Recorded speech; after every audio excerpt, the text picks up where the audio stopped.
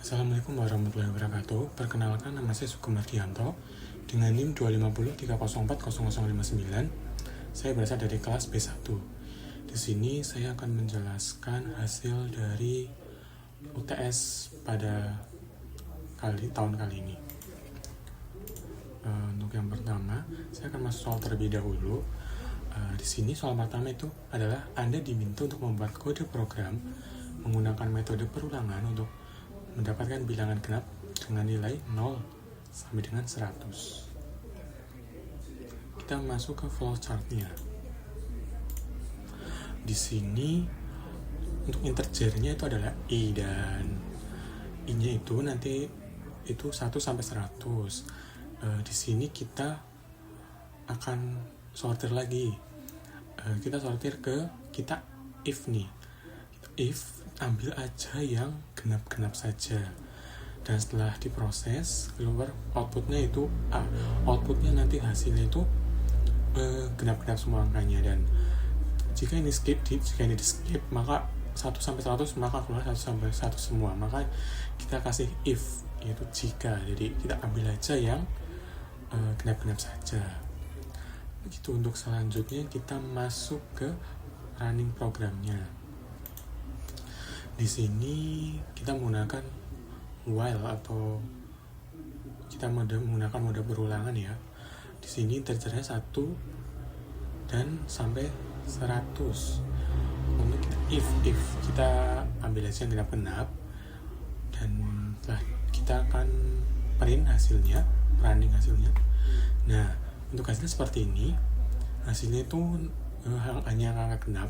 Tapi jika tidak dikasih if tadi, kita tidak kasih jika di situ, maka nanti 1 sampai 100 keluar semua. Ini 1 sampai 100, tapi yang diambil itu hanya yang genap-genap saja.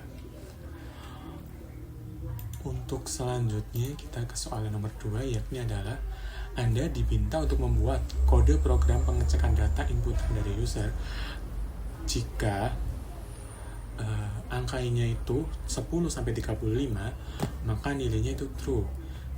Dan jika inputannya itu kurang dari 10 atau lebih dari 35, maka hasilnya adalah false.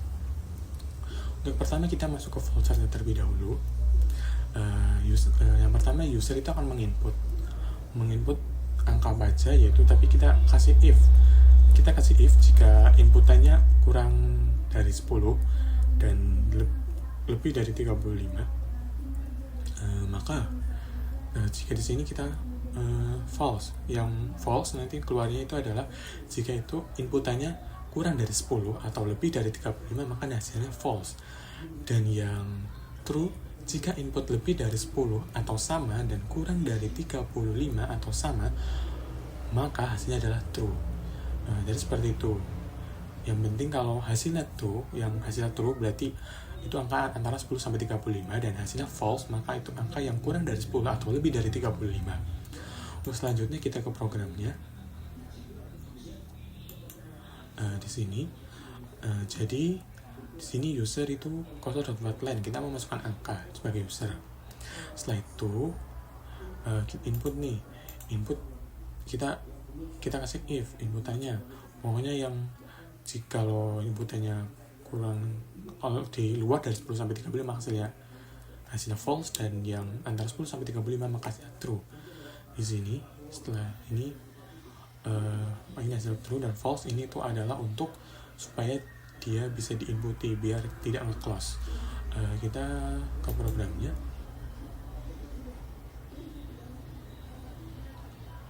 Jadi di sini tuh masukkan angka. Misal kita mau hasilnya false terlebih dahulu.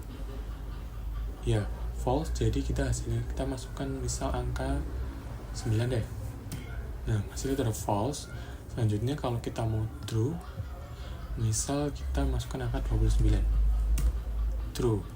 Jadi seperti itu. Ini akan true keluarnya karena dia angkanya di antara 10 sampai 35. Tadi false karena angkanya di bawah 10. Seperti itu, atau lebih dari 35 nanti hasilnya juga false.